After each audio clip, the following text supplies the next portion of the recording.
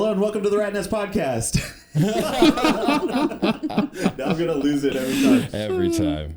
Hello and welcome to the Ratnest podcast, episode number 60-something, with This Girl Hugs Trees and eyegato on behalf of Studio 9. Woo! All right, that was a lot better. Was that good? Did I do it that time? You did it. All right. Thanks for being here, guys. I appreciate you making the trip up. We're happy to be here. Thanks for having us. We are very excited to do a 4-person interview in the studio for the first time for season 4. So it's very fitting. Hey, didn't even think about that. But yeah, this will be the first episode of season 4 and the first time we've ever had 2 guests in studio. So yeah, thank you for being our firsts. Get started right into it. We love your work. Both of you do amazing art. We've had eyegato on before in the past. That was like episode 4 or 5 or something in season 1. No. That was episode 20 something, I believe, with Method Makers. Okay, I was completely off there. Yeah. That was a Zoom episode during the Pandy. Then we were all in different places. There was one with Akira. That's right. Yeah, you do 60 of these things, they kind of start to blur together. But yeah, welcome back. We have not yet had Danny on, This Girl Hugs Trees, amazing artist, needlepoint, and so much more. If we want to start out, would you want to tell us about and tell everybody like who you are and what you do as far as arts? Sure. So I do hand embroidery. I do a little bit of mixed media. I've been doing like watercolor on fabric, which is really fun and complicated and mostly fun.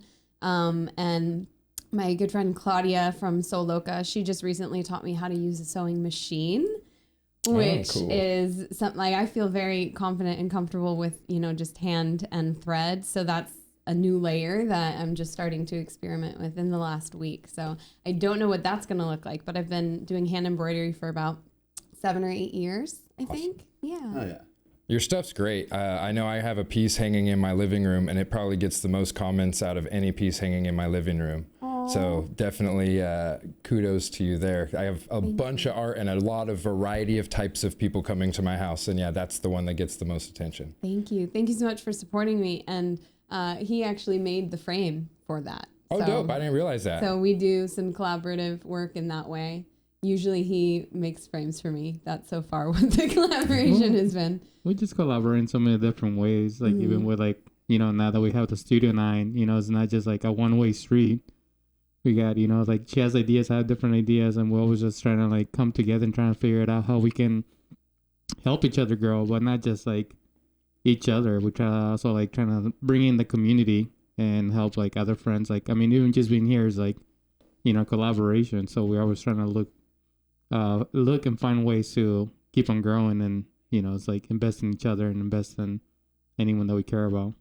Yeah, that's the way to do it, man. Absolutely. And I personally thank you, both of you guys, for including me in the last couple shows that you've had at the studio. Always feel very blessed and thankful when you guys reach out, and I get to go to San Diego and hang out and eat mushrooms and just act a fool and be a part of the show. It's very fun. Well, that was actually, I was thinking about that today. So I think just before June, we had been talking about wanting to curate shows. And then for June, we were offered 3 different opportunities to curate shows, including doing the Ratnest zine release show in our space. That was the first one we did. So it's like, okay, well, you asked for it. So say yes, do it. Oh, yeah. And that was really fun. And there were like things that we learned about that helped with the second one, and then obviously that's informing this next one that we're doing. So that was fun though. And for people listening, your space is a smaller space. It's a shared studio hallway kind of setup. But for the shows, you have the walls filled with art. You have vendors in the hallway. You had live art going on outside. You had a food truck outside. Like how intense is it day of trying to wrangle like everyone together and make sure stuff goes smoothly? Every single time it changes, there's always variables. We try to go with no high or low expectations. I've been doing this like a little over like 20 years now. So I created my own art shows just for the fact that I didn't have like the chance to like I didn't have a name then, but now I do like have an opportunity with my past experience. So we do try our best to not like have like the high or lows. We're just trying to, you know, like every single time is gonna be different. So we try our best to like troubleshoot as it goes. We don't really plan it completely.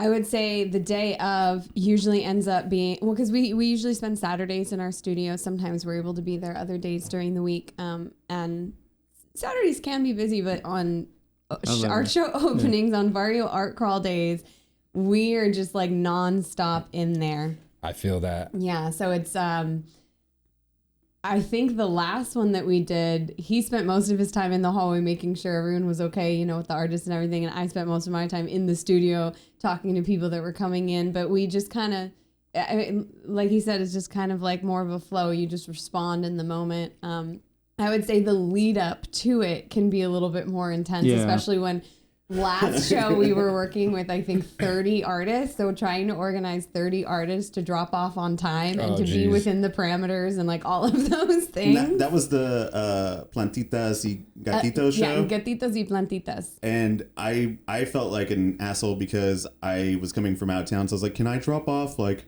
the morning of or the night before? And I was like, I hate when people do this to me.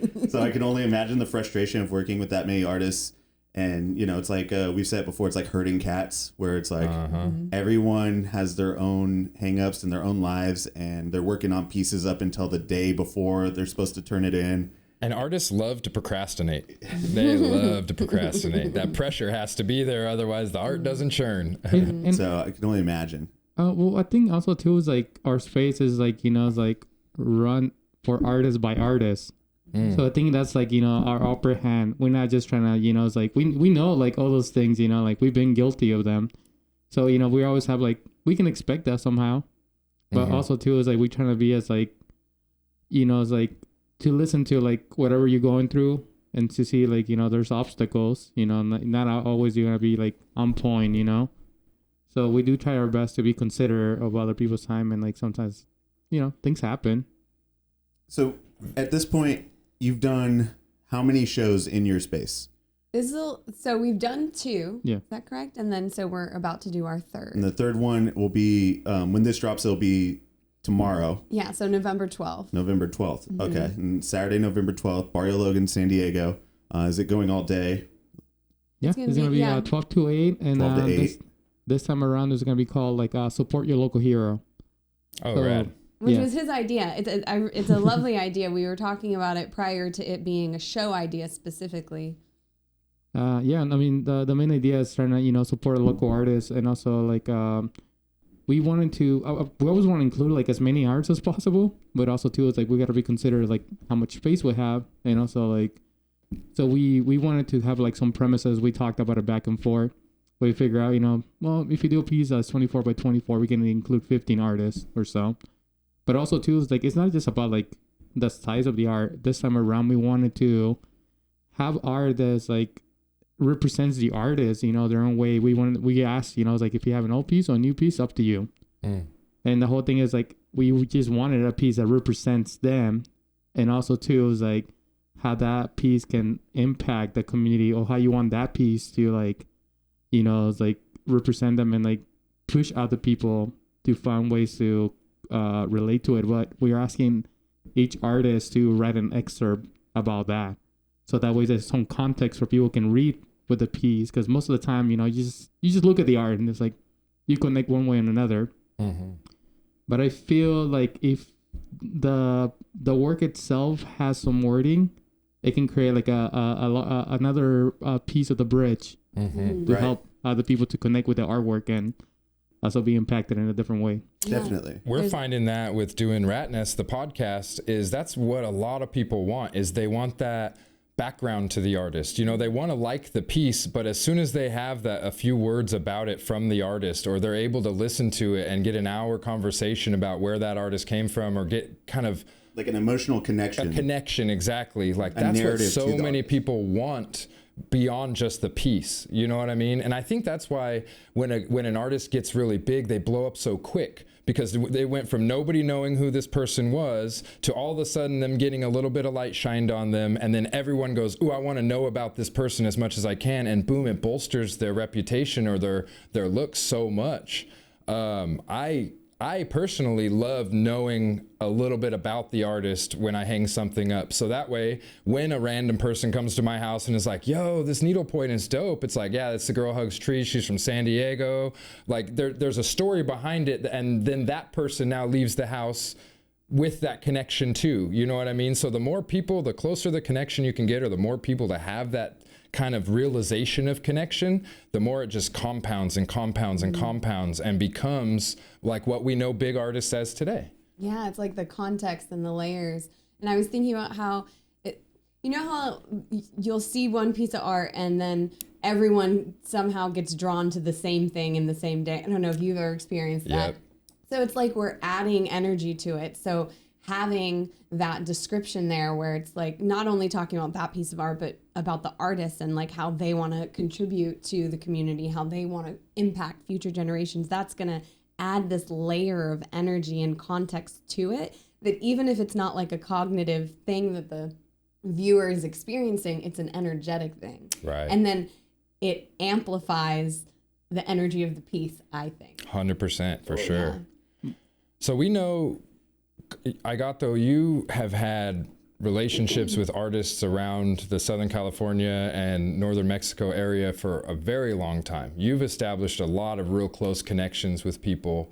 I can only assume that is what allows you guys to take this stance, to do a show like this where it's focused around the artist, because you know the guys that you're going to have or the artists that you're going to have at this thing, and you want to help promote them. It's not like grabbing, a curatorship going, okay, I have these random people coming from all over the country that I know nothing about. Let's put their artwork up because it looks cool. It's like, no, you understand there is something behind it in the person, in the artist that actually made that art what it is. And that art wouldn't be what it is without that connection. You know what I mean? Well, I mean, you're totally right on some all those points. Also, too, is like being able to curate the way we're curating. We always trying to bring new artists in to get to know them even better. Okay. And the goal is to for us to get to know them better, but also to network with each other, because I feel like a lot of those artists don't often get to see each other. And that's our goal. It's not just within, it's like, I know that person now better. It's a fact that's we want people to get to know each other and how they can work with each other in the future, or even we can create a bridge for them, for their buyers to connect with them as well and keep working with them. We don't want to be gatekeepers. That's the whole idea. For sure. It's about how can we go deeper? So it's always that's the main goal. Go deeper and more true to ourselves, and just being authentic rather than just trying to keep everything to yourself. So the goal itself for Studio 9, it's about that. It's about networking, growing, pushing people to be in a vulnerable space, but to be towards something positive, not just to be I just did another show and I did it with so and so. We don't want that attitude. Right. It's more about I met a new friend. I was I never knew you. I was oh, now I know a little more about you. You're talking about the depth, intimacy, what you saying, you have an art piece of Danny in your space, and you can talk about it. But the thing is you have a personal connection, right? And hopefully you can, that person's gonna draw itself to that piece differently. But eventually they meet the artist, and it's every single person's gonna have a different experience. Totally. And I think every single experience is special regardless. Hell yeah. And if it sounds like you guys, we're in the same vein. Ratnest, when we did the pop-up here a couple months back or whatever in May, we got an opportunity to see how that works. We had no idea how this was going to play out. It was the first pop-up that we had put on, and we had 15 vendors and artists there, and most of them coming from outside this local area. We had no idea what it was going to look like. And what we tried our best to do is say, all right, no matter how it turns out, the very least, these artists get to hang out with each other. These artists get to know each other. And I know for a fact, there are a handful of the people that were there that are now in communication and have stayed in communication since that day just because of that. So we know that it feels amazing for that to happen. And it only happens if you come from that point of view. If you come from, look, even if it's not successful, the success will be in the artists meeting each other and collaborating, and any money or financial gains on top of it is just cream. That's it. What do you define as successful? Is it was a successful show because it went over without anyone getting hurt and no drama, and friendships were made, financially, fiscally, or whatever you want to call it. Did we make a bunch of money? Probably not. Did we lose money? Probably. But that's not what it was about. That's not the terms of success. Yeah. That's not the terms of success for what we try to do with that, I don't think. I don't think that's the terms of success that you're trying to hold either, is financial success. No, I mean, we need that, right? Until we don't. Yeah. I think it's important to have a strong foundation. If you have a strong core, it's like money's not gonna come right away. It's like you have to invest in the people, invest in the crop. It's like, think about it like a garden. Mm-hmm. A garden doesn't just grow overnight. You have to give it love. Yeah. You have to tender to it, and eventually it does give you fruits. So the fruits don't come right away. It's how you get to nurture those fruits for you. And to elaborate on that metaphor really quickly, a garden gets harvested and then you have to reinvest, replant in order for it to keep going. You could have one crop and harvest that. Well, you've got a couple months worth of fruits and vegetables, and they're going to be gone real quick if you don't replant and re-sow into it. Yeah. Which is why it's good to have multiple beds, right? So it's like you plant them at different times, so that way when that one's growing, you're tending to this one. And I think that the investment that he spoke of, that's something that we've talked about a lot very early on. It's like, okay, well, we're investing our time into this because eventually we're going to get a different return. We're investing our money into this because eventually we're going to get a different return. We're investing just our energy. I think that one of the things that we really want is true collaboration, which is what you talked about as well with the event in May. It's like that true collaboration. It's not, I'm doing this to get something. I'm doing this because by us working together, it's only going to benefit everybody. We really want everyone to win. It's not about us winning. It's not about you winning. It's about all of us. Yeah. Totally. I feel with that being said, we're also this month we're gonna be doing a designer con. Mm-hmm. Never done that, and it's also the opportunities that we have given is through other friends. Our friend Optimus Bolts, he's also in the same strip where in Bar Logan. He invited us to be part of the booth with him, and we're excited to be in LA. This is the first time, and it's a different game. That's gonna be real cool. Have either of you guys been to Designer Con as a guest or just someone to go, and now you're going first time as a vendor? Yeah. Wow, that's a trip. It's gonna be insane. Yeah, I've heard nothing but good stuff. I heard it's just a more fun Comic-Con, a little bit more of an artist driven, less big studio, less Fox, less whatever, you know what I mean? The things that Comic-Con has turned into over the years is just kind of the release for the new Marvel movies, whereas this is a little bit more dialed in as far as the people making the art, which is really rad. But yeah, I haven't been, so I'm very curious how it goes, and I'm stoked that you guys get to table, and I think it's going to be an awesome opportunity, and it's going to be one of those things too, if you keep the same mindset we were just talking about, where it's all right, maybe we don't sell a bunch of stuff, but the connections you make and the people you talk to and the people that do buy things from you and get that story from you guys, it's planting those seeds, which is awesome. Well, and I was thinking about how I don't think I've showed my work outside of San Diego other than the event in May with Ratnest. So this is going to be only the second time that I've shown my work outside of San Diego. Trip out. Wow. So that's cool. It's a great platform for that. Yeah, that's sure. really cool. I mean, there's no better platform, really. I mean, it's going to be an insane event. They have billboards all over, you know what I mean? It's that kind of vibe, Speaking of that, I kind of want to pivot real quickly over to your art. We kind of said it a little bit at the beginning. You do needlepoint.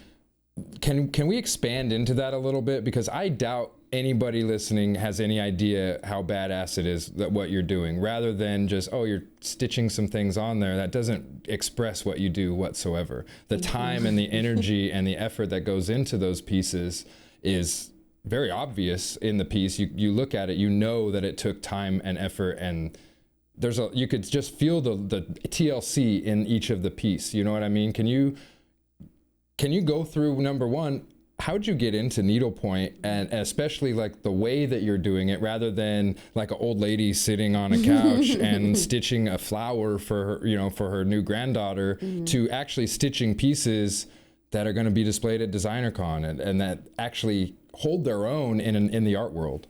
Thank you for all that. I feel like I'm blushing. It was really nice. I appreciate that. Okay, so how did I get into it?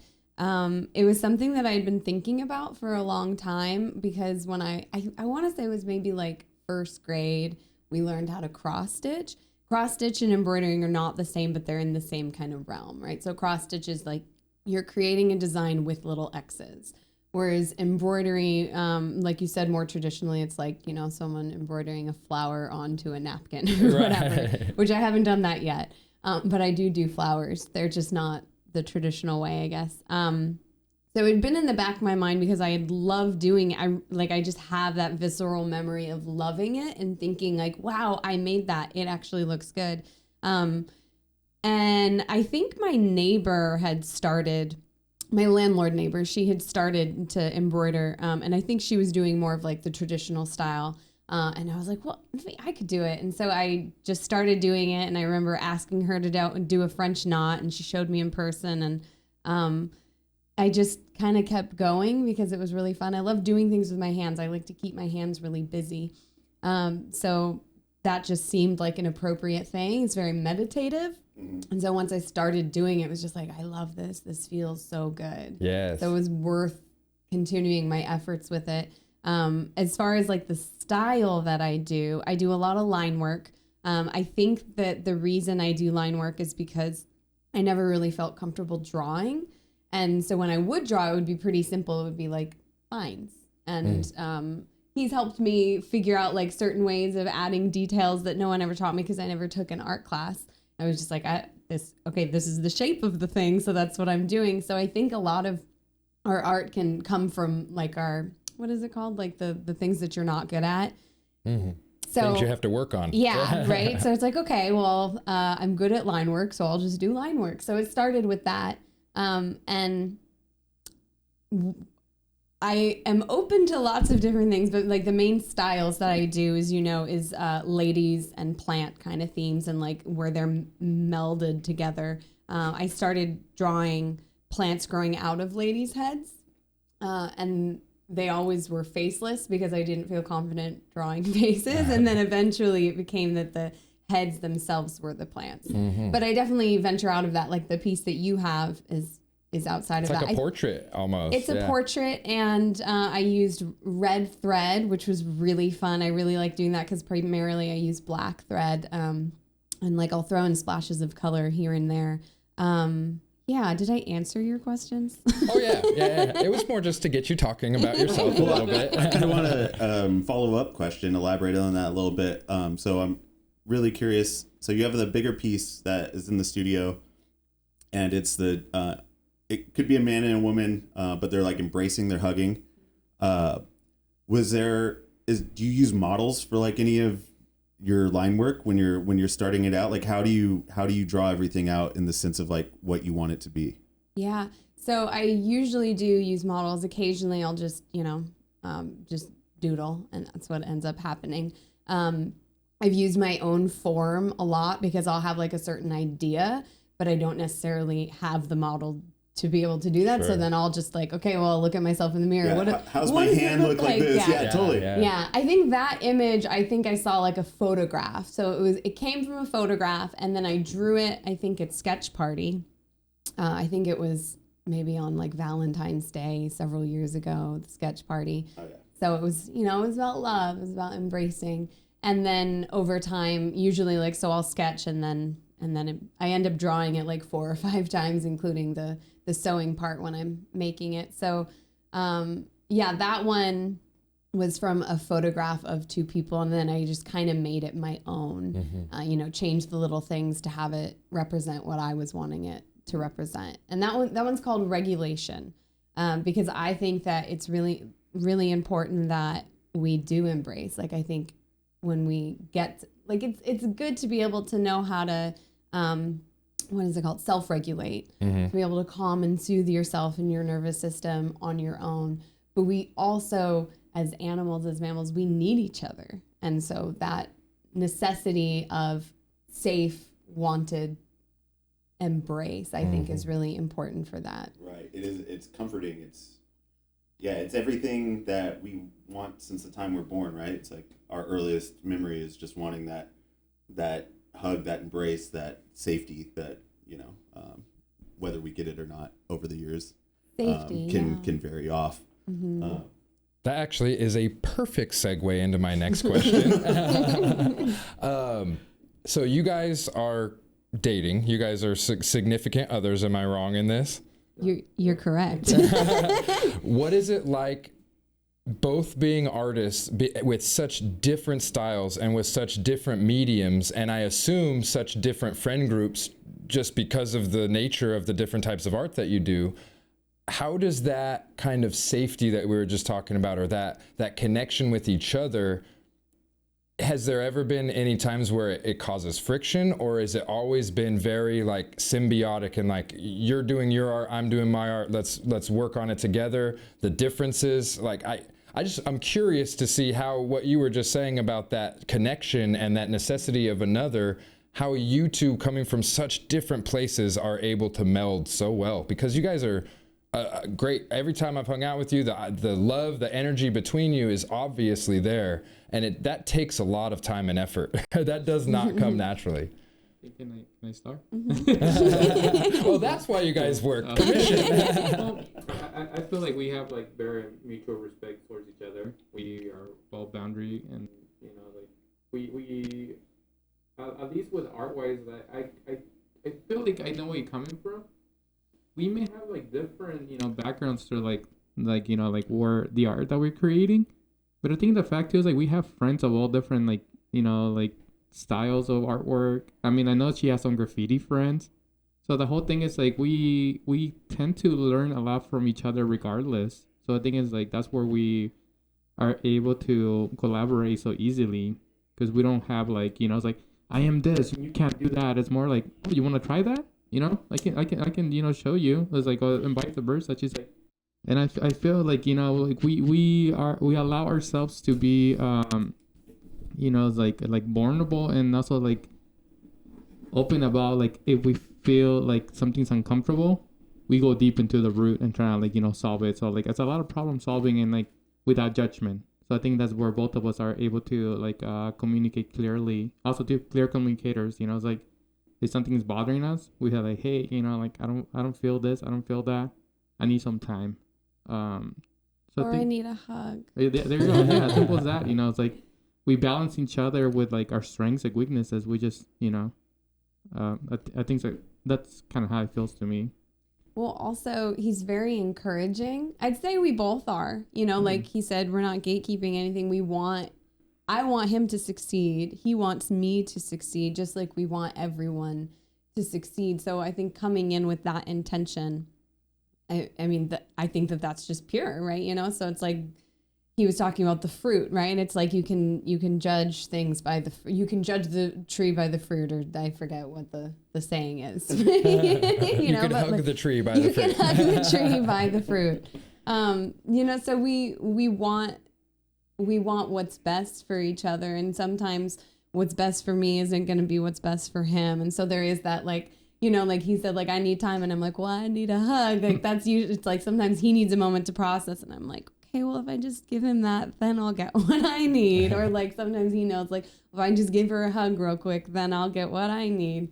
It's not always just as simple as like a hug or space, but that's just like a good example of, Totally. I feel also too is like it doesn't even just stop about creating artwork and hanging out with our friends. Like we also like cooked a lot of meals together. Right. So we go shopping local markets. So we do a lot of things like outside of that. So we are bonding outside of art as well. And yeah, well, and we primarily shop at the farmers market because in San Diego it's so abundant, which is like that is one of the best things that I love about San Diego is year-round farmers markets and like lots of local farmers to and ranchers and producers to be able to support. So when we go, we actually have relationships with all of the people that we buy food from. I was going to say, that was the first time we kind of hung out outside of an art setting, was that morning. You guys invited me to go to the farmer's market with you. And you knew every vendor you were buying from. They knew you. That was the first time I tried bee pollen. Mm-hmm. I like forced you to. And I was like, no, this is all the honey. This is crazy. One, I was like, what the fuck is this? And then two, after I had it, I was like, it's kind of amazing. And you were like, no, it has all these beneficial like properties and you have to like really check it out. And I don't know, it's something I've shown to other people since then. And I'm like, no, it's pretty rad. Like, check it out. But also just the types of people that you guys were communicating with at the farmer's market. It wasn't like just artsy types. It wasn't just people in our age demographic. It was, you know, every familiar face under the sun. It was old people, it was young people, it was vendors, it was other shoppers. You know, it was cool to see your relationship and your connection to the community just in that morning. So I just thought that was really sweet. If you can't tell, we're kind of fanning over here a little bit, but and I think it's a good point to point out is, as fans of artists, you think, oh, their whole life is art. You know, you think that's all they do 24/7. They're thinking art because that's the only part that you really get to see. But when there's two artists together and they're in a relationship, you're like, oh, well, their whole life must be art. That's all that it is, you know. But making the distinction or making the point of like, no, we cook together, we live together, we have normal fucked up situations that we have to go through outside of art, is I think that is good to remind everybody, like, artists aren't just artists 100% of the time. They're people. You know, they're humans. They have to still live and deal with the same stuff. They just have an outlet that most don't have. And so I guess the point I'm making is, when two great artists like yourself come together, it's so easy for people just to think, oh, art comes to them naturally and they must live art in every moment of their day. But it's really not that. There comes down that where art probably is only a small percentage of life comparatively to, you know, what we might see. Well, there's also like the times, I know, like Danny, when, if I'm okay to talk about this, like when you went to like a little dry spell, you're having some trouble with your art. Mm-hmm. You know, it's like I got to like a momentum where I'm like I can create like constantly, but also too, it's like sometimes, you know, you get blockage. Yeah. You know, and it's like when you see someone else, like I know, like it was like for you to see me continue doing, it's like you felt the need to continue doing, but like you were not able to. You're trying to figure out a way to like create that outlet again. Yeah, and sometimes it's like the blockage is because there's something to process, right? I mean, probably everything is always about something emotional. You know, it's like, even if it, like, not, emotions aren't bad, right? There's like the whole spectrum of them. There were just things that I was going through that needed to be processed, and I think I also needed to allow myself to be able to create in new ways. Yeah. And it's funny because when you were saying like, it's not all of the time, it's like, well, for him it kind of is. You don't know, but at the same time, sorry, I moved it. At the same time, we do have other things going on, and we probably just don't rest enough because we are constantly making so much. Like, he's always drawing, so like sometimes he'll be drawing and I'll be like, well, I didn't have anything to work on. Hold on, let me go find something to work on. And so actually some really cool pieces have come just because I was like, well, I just want to do something too. Sure. And it wasn't like I wasn't trying to do anything in particular. I was just like, well, I just want to do something, so let's figure out anything to do.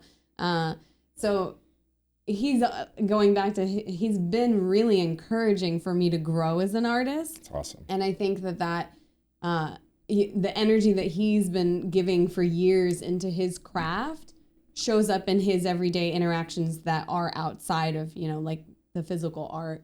And so I'm able to feed off of that. And I hope the way that I do also, you know, feeds him in his own way. I mean, it definitely does. I mean, your work, it's like, it's always interesting to see people come to our studio and see, like, it's like, you do all this? And like, oh no, you know, what part does? I was like, oh wow, two different styles, you know, two different mediums, but like they mesh together pretty well. Yeah. So, you know, her work can be minimal, but it's really, her intentions are so deep and heavy. Not that that mine aren't, but the mind's a little like, you know, more like, what am I looking at? It's like, it's almost like overwhelming sometimes. So people like, it's nice to see people come and go like, oh, wow. You know, but it's also too, like, even with her work, once you get up close, there people are like, oh, wow. And like, we'll go back to what we talked about. Is like, you know, this reminds me of my grandma. We talking about stitching. Yes. It's really beautiful to see the connection that people have towards her work. It's like kind of like almost like a forgotten craft in a way. And she's like doing it in such a new way, a new style. She has developed her artwork and style so much in the last couple of years. I'm only just looking forward to what she's going to create like in the next couple of years. You know, it's like, of course, try to be encouraging because like I want her to grow, but like sometimes I'm always like, oh, damn, I was expecting that. And like, damn, you're just taking off compared to like 2-3 years ago. She didn't want to do stickers, no t-shirts, no pins. Now look at that face. It's not that I didn't want to. It's that I didn't know how that it would be possible because it was like, well, no, I make embroidery. I can't make stickers. I don't know how to. So I needed somebody to show me how to do it. How that translates. Yes, exactly. Like once I am shown how something can be done, then I feel like I can go all over with it. So I've done a lot of like digitalization of it. Is that a word? Digitalization? It is now. today. Digitalization of my work in order for him to be able to, put it on shirts. And what's nice about that is, I want to wear them. So it's like I'm making it because I want it. And then I'm just hoping that other people will also want to wear it. But I've also moved away from that and feel more confident just getting photos of my art. So when I get buttons and stickers made primarily now, it's actual photos. So that way you can like see the fabric, you can see the thread. Right. Because one of the reasons why I love embroidering so much is because of the texture. Absolutely. I love texture. Yeah, and it's lost when you digitize the art. Yeah. I thought it was really cool too when the first show we did, I think where I met you the first time, maybe a year ago, was when I was helping out my cousin doing the Focaccia pop-up. It was at Courtyard. Yes.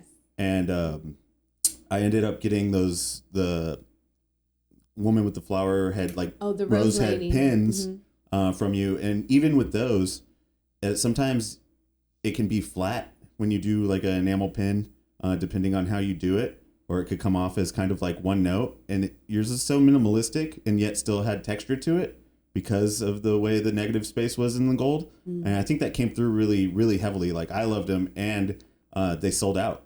Like I think I bought 5 or 6 from you. I kept one for myself. So but the others, went pretty quick. Like it's not often. Sometimes I have stuff from when we started 2 years ago that hasn't sold, you know what I mean? From all kinds of artists, myself included. So it was cool to see that people responded to your work the same way I responded to it. Mm-hmm. Thanks for supporting me. Yeah. No, it was awesome. It was like clear from right then, like that first moment, I was like, oh, this shit rules. Like it's awesome. Thank you. And again, it's like, that's a fun collaboration, even though just knowing that you wanted it on your site, that was cool for me because I don't think that I had that yet. Nice. That's cool. And that's part of the reason I think I like curating artists, or I like doing stuff that's not just about my work, is the cross-contamination and also the encouragement and opportunities that might give someone for the first time to have their stuff on another platform, or give someone another outlet to show their work on. Yeah.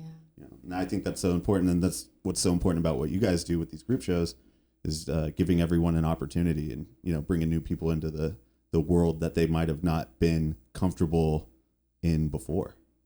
Yeah. I mean, that's a big thing. We're grateful for the opportunities that we've created as well as been given, and we want to just extend that as much as possible to others. It's rad. It's the best place to come from, I think, when it involves other artists. Look, we all know that artists are pretty self-deprecating. Like we hate ourselves, and that's usually why we make art, and we always have, as you pointed out, there's emotions, and they're good and bad, and a lot of artists experience highs and lows, like real heavy. And so when you have somebody that's willing to support you just for the sake of support, it really means a lot. Our site, we don't have millions of people going through our site, but it still made a difference to you. You know what I mean? there might not be hundreds of thousands of people that know what Ratnest is, but if we're able to give somebody a platform that they at the least know, well, somebody's paying attention, somebody isn't seeing it the way that I want to. And when like you guys are creating Studio 9 to be able to extend that platform, and now it's, hey, we care about what you're doing, and we want to give you an opportunity for other people to see the same thing in you as we do, rather than just come and put art up in our studio and we'll take 40% of whatever. You know what I mean? There's a difference between just being monetary with art and actually caring about the artist. Absolutely. And we are independent artists, you know, like we are doing this independently. We are full-time artists, and we also are still working for others at the moment, Sure. You know, like figuring that out. We want to maintain our independence as much as possible, and we want to show others that there are ways to do that. Yeah. It is possible to support yourself with your art because other people also want to support it. I think that's like the hardest hurdle to get over. I'm always very, very impressed when I see people that sell their art for maybe not 100% of their income, but that's like the majority that they focus on, whether you have, a secondary job or whatever, to make a little more, to pay the bills or whatever. But when people are doing it for themselves and making a living off of it, it's almost, there's nothing more encouraging, because then it shows that it can be done. And, as a young artist, especially when I was a young artist, like, I'm still not very confident in myself, but I was even less confident back then. There was no way in hell that I would look at my work and say, I can sell this and make rent. You know what I mean? Like, that's a really that's heavy the concept. Dream, right? Yeah, that's like, you think you have that's the end game. Totally. You think you have to be on this professional level to do that, but you can do it if you choose to do it. It's but you do need that help, and you do need that support. Well, with that being said, it's also, I think, being clear with what you want and what you need. There are different things. I think some of us can get a little greedy and have like stars. Like we can look up those people that already made us. Like we put them on like such a high pedestal, but we don't know their background, like you said earlier. Yeah. But it's also too, it's like you gotta be honest with yourself. It's like, how much do you need? Yeah. What would you like to have? And if you're like clear with that message, the things will come true. The things, you're gonna hold your value high. Like lately, like with my work, it's like, this is what I'm worth. Take it or leave it. I'm not gonna go lower now. And the thing is, like, it's better to do it that way for myself and for everybody else around. It's kind of like, hey, you're worth a little more because you're helping each other out. If you like put yourself like, I can do it, you can do it, and I believe in you. The right person will come to you. The right time will come to you. Just be persistent and be honest with yourself. Once you know yourself, you fucking everything out for yourself and everybody around you. It's like, you're not helping, girl. And I get it, that's a sign of desperation. Sometimes we do need the money. But it's also too, it's like, just hold in there for a little longer, Just like pinch a little bit longer for like, just wait for the moment, and it's gonna like, that little plant, it's gonna bloom. 100%. And that's the thing, it's like patience. It's like, it's difficult, but once you like get in there and you're like, we took a couple deep breaths before, going into this, and like those 3 like deep breaths, it's like slowing down a little bit can help you think, like, see the road clear. Heck yeah. So I feel like we need to slow down from time to time. Not everything needs to be instant, and I think like that's part of the problem. I mean, Instagram, Insta. Yeah. You're looking for that instant gratification. It's like, you don't need it. That's just that's just like, the smoke screen. We have friendships right here that are authentic. It's like, we don't need to have like 1,000 followers to believe that we're something. Yeah. I feel like I'll just like trying to like add this. Like, I feel like when I create an art piece, if I get just one person to be like, look at it and be like happy with it, connect with it, right? Yeah. I feel contentment. Yeah. It's like, oh, someone connected with it. And the thing is, like, that's the thing about graffiti too. It's like, you never know how many people are connecting with it. Right. Even if it gets buffed now, it's like, oh, cool. The buff man saw it. I was actually going to ask you about this because of your background in doing graffiti. Is like, now when people come into your studio and they see your work and they've seen it before, how many? I mean, what is there a high percentage of people that come in and recognize it immediately, or is it kind of like, where have I seen this before? Everything you said is pretty much how it happened. Some people just walk in and they're just like, it's almost like, it's like you see the light at the end of the tunnel, and all of a sudden it's like, That's blinding, right? it just blasts you, and then everybody's just like, oh man, am I having a psychedelic experience right now? And let's say that like he has probably, I don't even know how many pieces he has right now. Last year he did a solo show, No Pero, and there were 111 pieces in it. He definitely sold a lot of them, and he definitely has made way more than that since. So there's a significant amount of art on the walls, and it's always growing. Anytime that something moves, it's like, cool, now I can fill it with 5 to 10 more pieces. It's like that's the mentality. Well, and I feel like I locked that out of like what I'm doing, because I'm doing it to the point that's like, I don't have to do it for a particular show. I'm just doing it because I enjoy it. Mm-hmm. And it's like, it's hard to find that space, and also like, it's hard because we don't allow ourselves. So I think I have allowed myself to be like, just create because you want to create. Don't create because you have like this or that. It's like how she's talking about sketches. Like, I'm constantly sketching just to see like whatever flows. I'm not limiting myself, and like I think that's another problem. So when you limit yourself, it's like that's only to you detrimental. It's like you're not gonna help yourself grow. But if you say like, like the possibilities are endless. It's like, God damn it, like that's the biggest problem. Yeah, but let art be the motivator rather than a show or a reason. Like, just create art for the sake of it. Yeah. Well, and I think that boundaries are good though, right? So having an intent, being clear, like this is why I make art, or this is what I want to make. Like, it doesn't have to be, it has to look like this or feel like this or make this amount of money or whatever, but it's like, I want to do it because it brings me joy. Or even like you said, how there's just at least one person that's going to have an interaction with it, right, and like some sort of connection with it, right? Even if it's just the buff man, it's like just having that intention before we go into making anything, right? Like when we're cooking, when we're cooking together, I'm pretty sure we're like, we want to love the way that this tastes. We want to enjoy this together. We want to be able to have this experience over the food. So whatever it is that we're about to create or put our energy towards, if we can just kind of like think about what is it that we're wanting to put in, like what is our intent?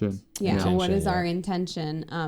I was listening to this woman, Sarah Baldwin, who was talking about before going into something that might be like kind of big and scary, like your dreams. She was talking about how before she writes her book, or before she sits down to write her book, she like kind of like closes her eyes, I think, and like visualizes what it's going to feel like for someone's life to change because they're going to be impacted by this book, and that's her specific intention because she does like trauma recovery work, so like she really wants to impact people's lives and help heal them, help them know that their bodies make sense and they're going to heal. So whatever it is that our intent is, if we can just sit there, hold out, like you said, right? It's like, what is our intention? Like, what is our higher vision that we're seeing for ourselves? And like, we might not get it today. We might not get it in a year, but if we continue believing in it and just like holding true to that and then creating from that space, it's gonna happen. It might look a little bit different. It might even feel a little bit different. It might come in a different timeline or have little bits that are different, but it's gonna happen. Well, it's it's like, how can you help someone clear the path? And that's the thing. It's like, you never know how you're gonna impact someone's like clearing their path, intentionally, unintentionally, either way. It's like that little, like that buff man, perhaps, he's like, what am I buffing this for? How does this make me feel? Like, I'm never gonna know, but it's also too, it's like, my energy's in there, your energy's in there. It's up to you how you want to, like, take that. And that's very funny because before we formally like met each other, I had seen your work, you had seen my work, and a lot of people had seen both our work and thought maybe mine was yours or yours was mine or whatever the situation was. And so we were like feeling each other's energy and creating this path to becoming friends years later, but without even realizing what was happening at the time, just because we were both creating things. And like, that's kind of like, I don't know, man, that's really special. I mean, I definitely hold that high because I even remember people tagging me and I was like, oh, that's the other homie. That's not me. For me, it's like, at least with graffiti, it becomes like very competitive for some people. For me, it was more like, this is different. It has his own little, like, details. And the thing is, like, my attitude was like, you can keep doing it. It doesn't bother me. Yeah, I think we said this before, but like people told me that we had a problem with each other before I even ever met you, and then when I finally met you, you're like, "No, dude." Like that wasn't. I was like, I didn't feel that from you, but like other people were like, "Oh, people don't like you, bro." Like, you know what I mean? It's so funny. People create their own narrative of things. So funny. Oh, there's been like rumors that I hear about like my stuff from time to time. Like even like like a friend of mine was out in Hakamba by the trains, and like he overheard some kids like, "Oh, his name is so and so," and he was texting me as he heard that's kind of like, someone just called you a whole different name. You have a whole different identity out there. And I'm like, oh, that's cool, Like, I mean, but that's kind of the beauty of street art and like public art is that it's for that person's interpretation. Like it's for the viewer to like take whatever they're going to take from it. Right. And even if it's beef between two people they've never met. It's like you can create some grandiose story any direction you want to take it, Yeah.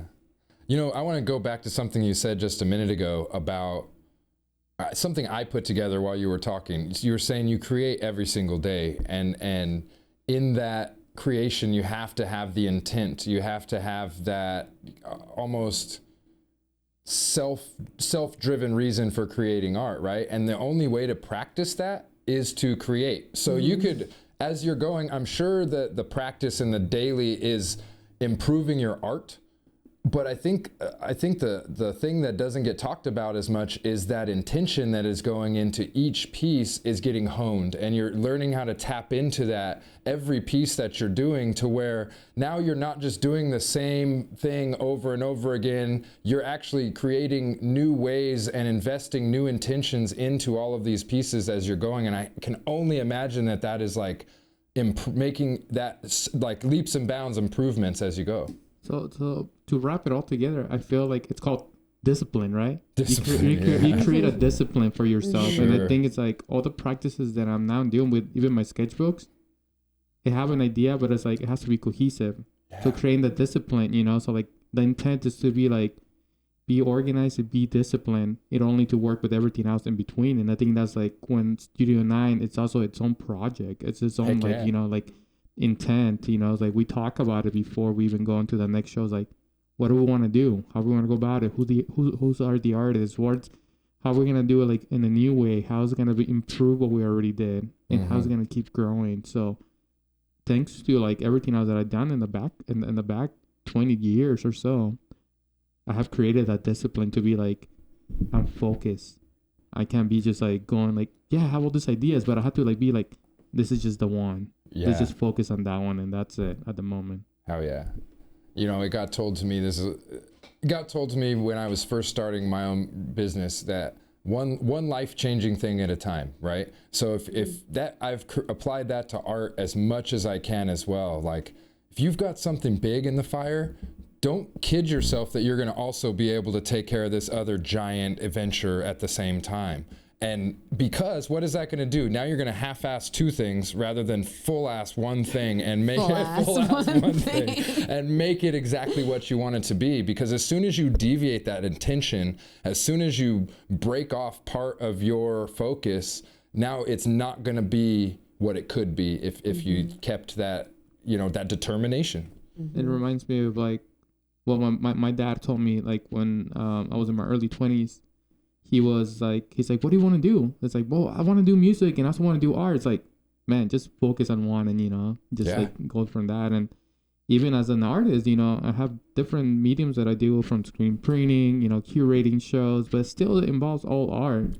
So when people tell me like, oh, so what else do you have in mind to do? What else are we going to do? It's like, I can only hold this down right now. Right. I'm doing all this. What do you mean? And that's kind of like even what we want for Studio 9. We want Studio 9 to even outgrow itself. And I think eventually we already have plans. We talked to a few friends that we wanted to like be like more like is that co-op kind of like? Yeah, well, like a collaborative space. Yeah, like we want there to be a gallery, obviously, because we love showcasing other artists. We think that that's really important, and we also want to have like a shared workspace We don't know exactly how that will look or when it will happen, but we already have people that we're collaborating with that we want to continue to be able to do that. You know, I love the idea of people being able to come in and learn from, not learn as like, oh, he's going to be teaching or I'm going to be teaching, but like we're just working together and therefore learning from each other. You know, it's like a big art party, but organized. You know? Hopefully. Yeah. I mean, that's kind of a perfect spot to start wrapping it up on, because it's the future of what you guys have going on, and we're really excited. We are to see how that unfolds and what directions Studio 9 takes and what it becomes. But I just want to thank you guys again for being here today, but also for what you guys do, for all the artists that you're involved with, for what you've helped me out with and what you've included me in. I couldn't be more stoked on working with you guys every time. So just, I mean, it sounds stupid, but just like keep it up, and like if the focus is on making it bigger and better and different and maybe more avenues than it is now, like it'll get there. I could see it in both you guys, just the drive and the determination is like very clear and very evident. Yeah. So congratulations on that. Yeah. Thank you so much. I mean, you can give it a follow to Danny at thisgirlhugstrees on Instagram. And mine will be eyegato, as in EYEGATO. And also we have a studio Instagram too, which is a Studio IX San Diego, if you want to follow up that. And I will make sure that all the links are included in the notes or in the description of this. So. Thank you. Yeah. Thanks for being our friend. Yeah, thanks for being our friends. I'm a fan and now a friend, and I appreciate it. I love you guys. I thank you for making the trip. The time that it took for you guys to come out here means a lot, that you guys are willing to step up and just join us in our silly conversations for an hour. Oh, we love being silly. Anything else you guys want to plug? The show is tomorrow at Studio 9, November 12th, 12 to 8 in Barrio Logan. Yeah, at 2195 Logan Avenue. So that's in the 2195 Collective Hallway. There's lots of other amazing artists and small businesses and creatives in that hallway. There's going to be 3 live painters, 3 artists that are participating in the show. Our friend Hans, the Prince of Prince, is going to be doing live screen printing. Nice. Oh, cool. So if you are listening and you're coming to the show, you could bring your own shirt, or we will have shirts available. Don't forget about Nayeli and... Oh, yeah. So our friend Nayeli of NG Apothecary and the Church of Herbalism, she's going to be making a tea blend that represents her and how she wants to contribute to the community and future generations. And so that's going to be available for people to try and purchase. And then our friend Letty of Brujas Cocina, she's going to be making a treat. We don't know what at the moment, but it's going to be, it's a surprise treat. All right. We, you know, like, just like with an art show, you don't know what anyone's going to bring. So she's going to have something available for people as well in her little write-up. And that was something that I was really excited to be able to include artists that aren't just going to have something on the wall. Oh, yeah. Yeah. Yeah. Last thing I want to add, please smile to a stranger at any given time. It can be a life changer. Hey, That's good. You heard it. Smile at a stranger, because it could be life-changing. Words of truth. Yeah. No, That's no bullshit. I don't mean to giggle. Yeah. It just hit me sideways. I didn't expect it. That's great. That's super, super relevant, especially I think in this time now where everyone's so in their own world, looking at their phone, not looking at people, not saying hi, not saying good morning. So couldn't be more true, dude. But thank you guys again. This has been the first episode of season 4 of the Ratnest podcast. You can catch us every Friday on YouTube for video and anywhere you get your podcasts for the audio. Go to ratneststickercode.com for pins, stickers, zines, and more. Am I forgetting anything, Jim? I'm Jim.